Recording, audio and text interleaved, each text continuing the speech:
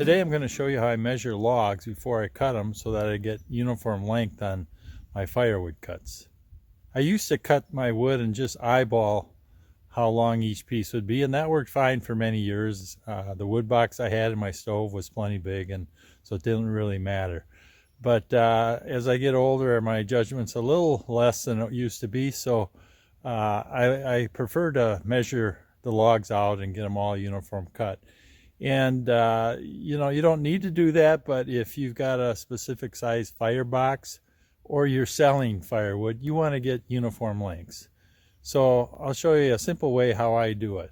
Here are the tools that I use for marking cuts on the log. I just use a folding handsaw and a carpenter's tape. The carpenter's tape has markings every 16 inches for building stud walls. And on this particular tape, they show up as a red number every 16 inches.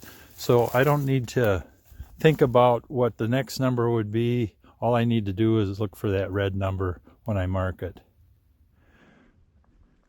If I'm measuring from right to left, then I'll hold the tape in my left hand and the saw in my right hand. And every time I see a red mark, I'll just give a little notch with the handsaw.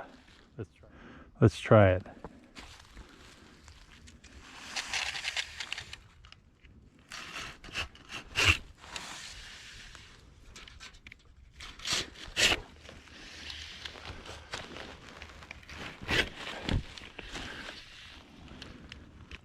And now I'm getting to a place where there's a little bump in the log, and sometimes that'll throw your tape out of the initial end of the log. So what you do is you just make a little deeper cut and start over with the tape right in that little groove there, and you're good to go.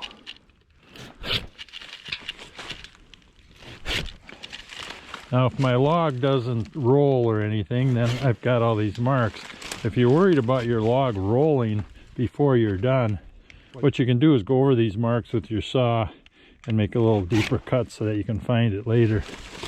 But the way this one's worked out, it's been a pretty easy log, so I'm able to do the whole log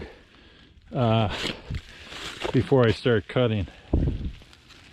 When you get to the end, you might want to change them a little bit just to utilize the whole log. Another thing I like about the tape and the handsaw is when I'm not using them, they just fit right in my pockets. I don't really like those contraptions that you attach to your saw that stick out 16 inches on one side or the other. They just seem to get in the way, and if you're going through the brush or whatever, it's just, I don't like that on my saw.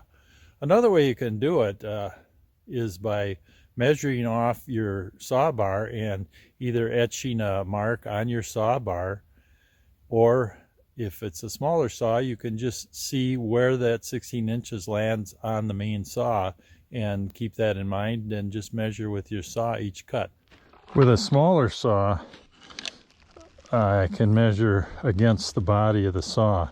For instance, with this saw, 16 inches falls right between the S and T on still.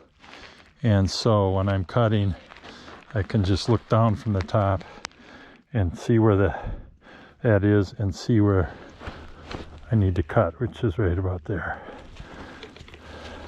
It's not quite as accurate as using the hand saw on the tape, but it's pretty darn close. Well, that's all I've got for today. Have fun out there and be safe. See you next time.